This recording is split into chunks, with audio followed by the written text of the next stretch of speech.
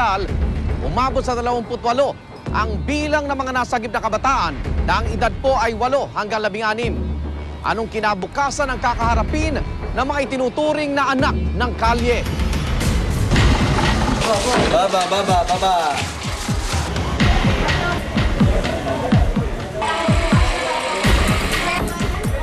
After operation, dinala namin ang mga bata sa barangay Fort Blatter at doon namin napag-alaman na karamihan sa kanila ay nadala na sa aming tanggapan. Arinda. Ikaw ate, saan ka? Nahatid na natin yan, ma'am, sa El Santos.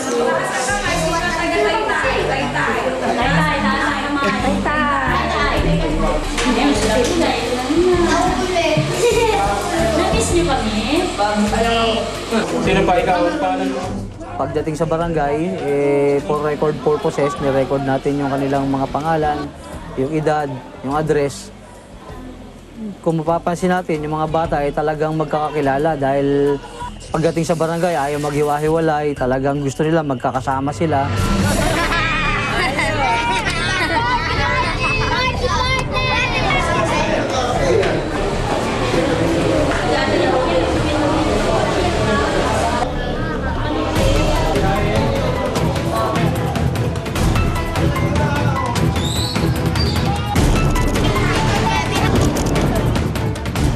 After ng barangay Blatter, dinala ang mga bata sa aming tanggapan for intervention.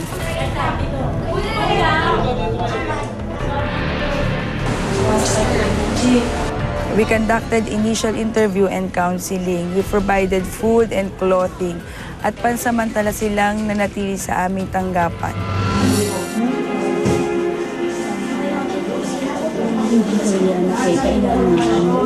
Malaman pa rin ng mama mo kung nasaan ka nila. Kasi hindi ka pwede sumama sa kanila. Kasi unang-una, hindi ka nila kamag-anak. Base sa pakikipag-usap namin sa mga bata, ang mga nagiging dahilan kung bakit sila tumatambay o nalululong sa masamang bisyo ay unang-una ay ang family problem, na kung saan mas marami sa kanila ang may broken homes, financial problem, at abuse.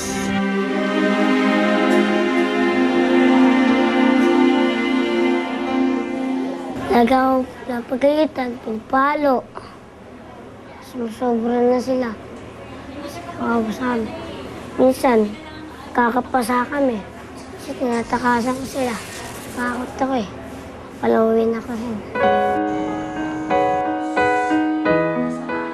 At ang isa pang nakikitang dahilan ay ang peer group na kung saan dito nila nakukuha ang satisfaction, belonging, and acceptance mula sa mga kaibigan.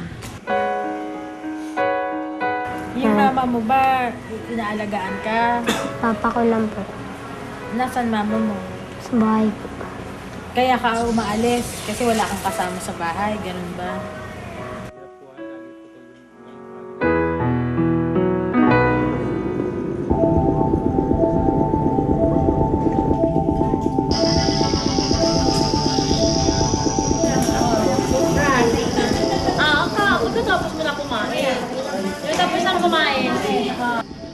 May 10 tayong bata na na-rescue na mga taga-Kainta.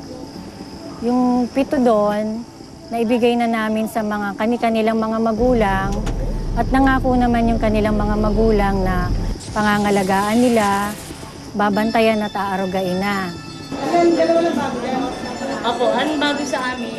Yung 2, nandito sa amin ngayon sa pangangalaga ng MSWD ng Kainta, habang sila ay kina-counseling namin araw-araw upang masanay sila na balak sana namin na dalhin sila sa institusyon.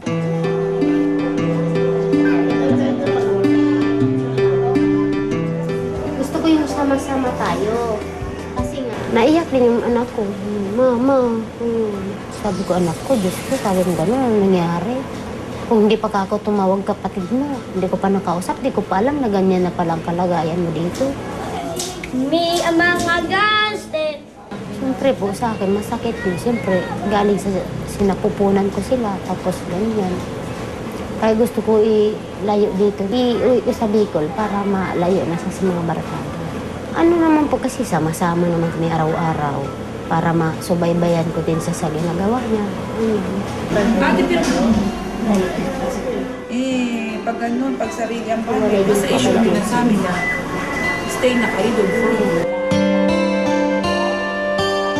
Sa pagkakataong ito, minabuti namin pauwiin ang mag-iina sa probinsya at binigyan namin sila ng transportation assistance upang maisagawa ito.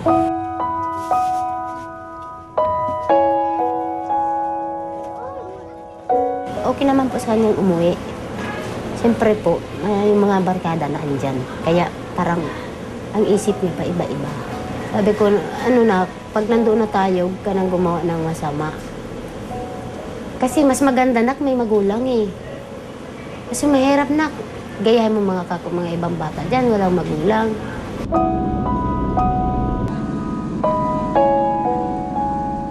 Bukas, gusto mo pag lumit ang dagat, bukas punta tayo sa dagat.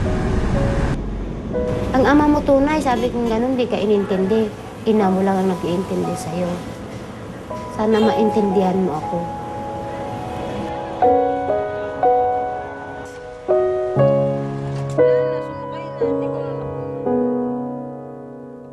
Mga Igan, maraming salamat sa inyong patuloy na pagsubaybay sa aming programa. Hanggang sa susunod na Webes, ako naman Arnold Glavio. Dito sa Rescue, naniniwala kami kahit sino pwedeng tumulong.